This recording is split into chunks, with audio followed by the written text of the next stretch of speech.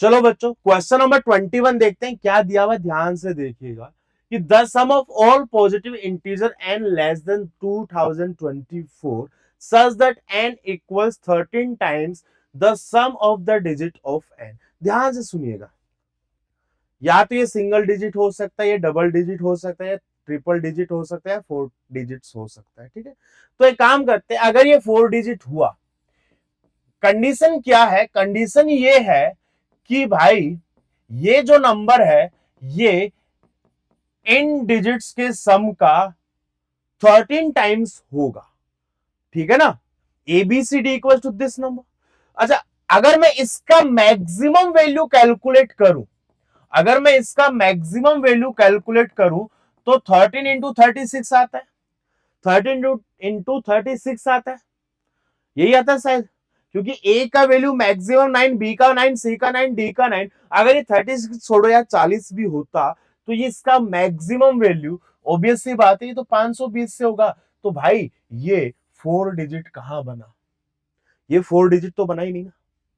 ठीक है ना, अगर ए बी सी डी की मिनिमम मतलब मैक्सिमम वैल्यू 9 अगर ले ले तभी भी अगर ये सेटिस्फाई नहीं हो रहा है तो ये तो पॉसिबल ही नहीं है, तो 4 डिजिट वाले नंबर्स तो नहीं हो सकते। अच्छा, सिंगल डिजिट वाले नंबर में क्या कह रहा है ये, a equal to 13 into A, which is also not possible. अगर 2 डिजिट नंबर होता तो क्या ये 10a प्लस बी का वैल्यू 13a प्लस 13b होता, होता क्या, बोलो फटाफट से बोलो। ठीक है, तो अगर ऐसा होता तो क्या ये 3a प्लस 12b का वैल्यू शून्य होता, ए और बी तो नॉन जीरो डिजिट्स है, तो ये कभी होना नहीं चाहिए था, बट हो गया, क्या करें।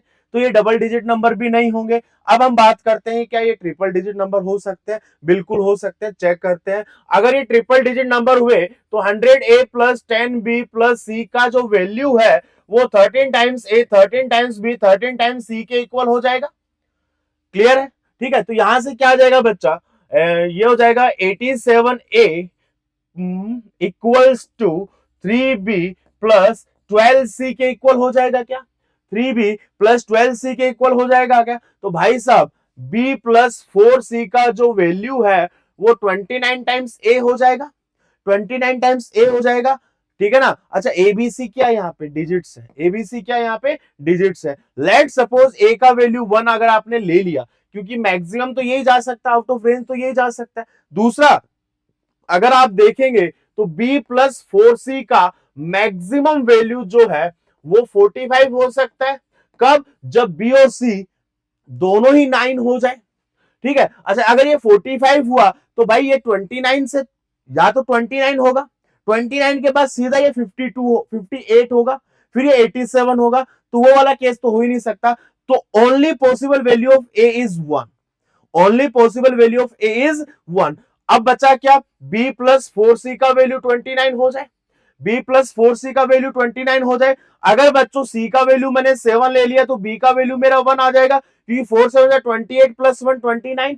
अगर c का वैल्यू लेट सपोज मैंने 6 ले लिया तो b का वैल्यू मेरा 5 आ जाएगा। ठीक है ना, और अगर मैंने c का वैल्यू 5 ले लिया, c का वैल्यू 5 ले लिया तो b का वैल्यू क्या आ जाएगा, मेरा 9 आ जाएगा क्या। ठीक है ना। अच्छा, a कितना है बच्चों, यहाँ पे 1 है, यहाँ पे a कितना बच्चों 1 है, और यहाँ पे भी a कितना बच्चों 1 है। तो जो नंबर्स बनेंगे वो बनेंगे 117, 156 एंड 195, ये तीन ही नंबर बनेंगे। कई बच्चे बोलेंगे सर आपने आगे क्यों नहीं चेक किया, अरे भैया मुझे यहाँ पे एपी दिख रही है 159, अगला अगर सॉल्यूशन आएगा तो बी का वैल्यू 13 आएगा, सी का वैल्यू 4 आएगा, बट मजबूरी है हमारा B is a single digit number, उसके अलावा की पॉसिबिलिटी बन ही नहीं सकती। तो ओनली 3 आंसर्स आर पॉसिबल। ठीक है ना, तो इस केस में सिर्फ और सिर्फ 3 ही नंबर पॉसिबल है। अच्छा, the sum of all positive integer N पूछा है, तो भाई इन सब का सम भी कर दो, तो कितना हो जाएगा इनका सब, 7 6 13, 13 5 18, कैरी गया 1, 9 5 14, 14 प्लस 1 15, 15 प्लस 1 16, कैरी गया 1, 1 2 3, 3 प्लस 1 4, तो 468 is the final answer. Cross check कर लीजिएगा एक बार। ठीक है, देखो 200 350, हाँ सही है, कोई दिक्कत नहीं। क्लियर है बच्चों, तो आसान प्रॉब्लम था, बस थोड़ा सा ना 3 डिजिट 4 डिजिट या उससे ऊपर के नंबर तो इसलिए रिजेक्ट कर दिया हमने। अच्छा, वैसे तो भी बोला ही 4 डिजिट तक ही था। ठीक है, सिर्फ 3 डिजिट में 3 ही केस पॉसिबल हो सकते हैं, उसके अलावा पॉसिबिलिटी बन ही नहीं सकती। क्लियर है।